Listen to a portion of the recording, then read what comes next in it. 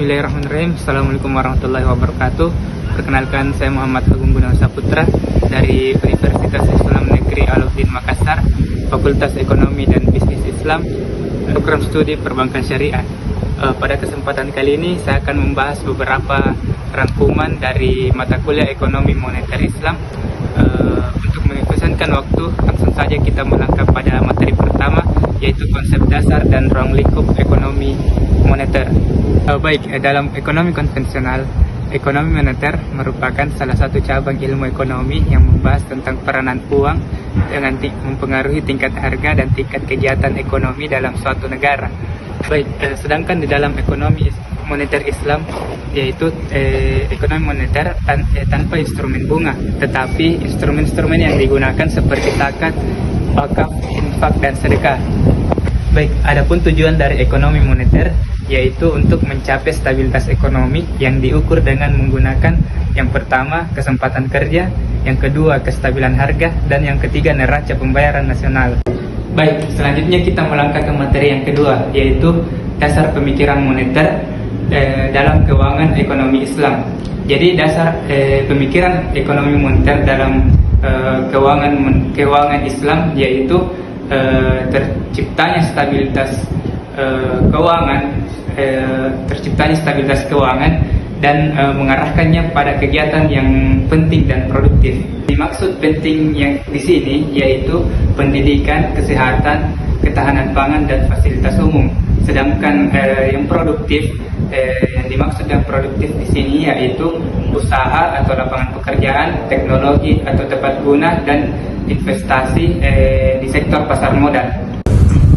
Dalam stabilitas uang terdapat pokok kemaslahatan yang disebut dengan maqasid syariah. Yang pertama itu hifzu ad-din atau agama, hifzu an-nas jiwa, hifzu al-akal hifzu an-nas keturunan, dan hifzu al-mal harta. Selanjutnya kita melangkah ke materi yang ketiga, yaitu teori dan konsep dasar keuangan Islam. Yang pertama yaitu ruang lingkup keuangan Islam. Tujuan utama untuk mendirikan lembaga keuangan Islam yaitu untuk menunaikan perintah Allah serta membebaskan masyarakat Islam dari kegiatan-kegiatan yang dilarang oleh agama Islam. Selanjutnya yang kedua yaitu filosofi keuangan Islam. Keuangan Islam adalah bagian integral dari ekonomi Islam yang melibatkan penggunaan, pengaturan, dan pengelolaan uang. Selanjutnya bagian C yaitu prinsip maqasid syariah dalam keuangan Islam. Maqasid syariah bermakna tujuan atau pencapaian yang ingin diraih oleh syariat Islam. Adapun lima unsur maqasid syariah yang sebelumnya saya jelaskan tadi seperti agama, jiwa, akal, keturunan, dan harta. Selanjutnya kita melangkah ke materi yang keempat, yaitu konsep uang dalam Islam.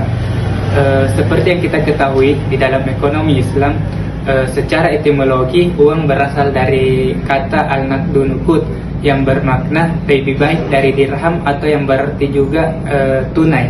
Jadi dapat kita simpulkan di sini bahwa uang adalah standar kegunaan yang terdapat pada barang dan tenaga. Adapun fungsi uang dalam ekonomi konvensional yaitu sebagai satuan hitung, sebagai alat transaksi, dan sebagai alat penyimpanan nilai. Selanjutnya fungsi uang dalam ekonomi Islam yaitu uang sebagai satuan nilai, uang sebagai alat tukar, dan uang sebagai alat penyimpanan kekayaan. Selanjutnya kita melangkah ke materi yang kelima, yaitu pasar uang syariah. Yang pertama itu pengertian pasar uang. Pasar uang adalah tempat untuk melakukan transaksi pertukaran instrumen jangka pendek seperti surat berharga yang dilakukan oleh pemilik modal dengan peminjam modal. Selanjutnya yang kedua yaitu pasar modal. Pasar modal merupakan pasar untuk berbagai instrumen jangka panjang dengan jangka waktu lebih dari 1 tahun seperti saham, obligasi, dan reksadana. Selanjutnya yaitu pasar valuta asing. Pasar valuta asing ini merupakan tempat terjadinya transaksi jual beli mata uang asing. Pasar ini juga dikenal dengan istilah foreign exchange market atau diartikan yaitu pasar mata uang. Baik, selanjutnya kita melangkah ke materi yang keenam, yaitu fungsi dan peran bank syariah dan lembaga keuangan non-bank.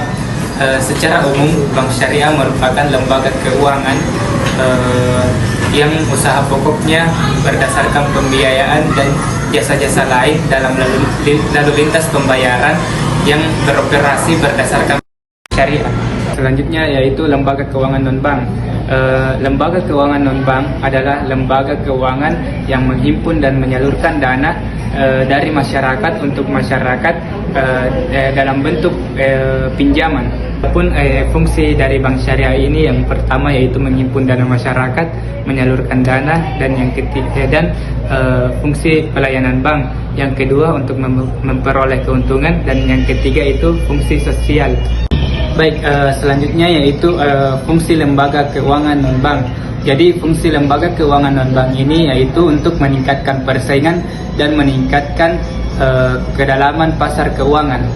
Baik, mungkin cukup sekian materi yang bisa saya bawakan dari mata kuliah Ekonomi Moneter Islam. Kurang dan lebihnya mohon dimaafkan. Wabillahi taufiq wal hidayah. Wassalamualaikum warahmatullahi wabarakatuh.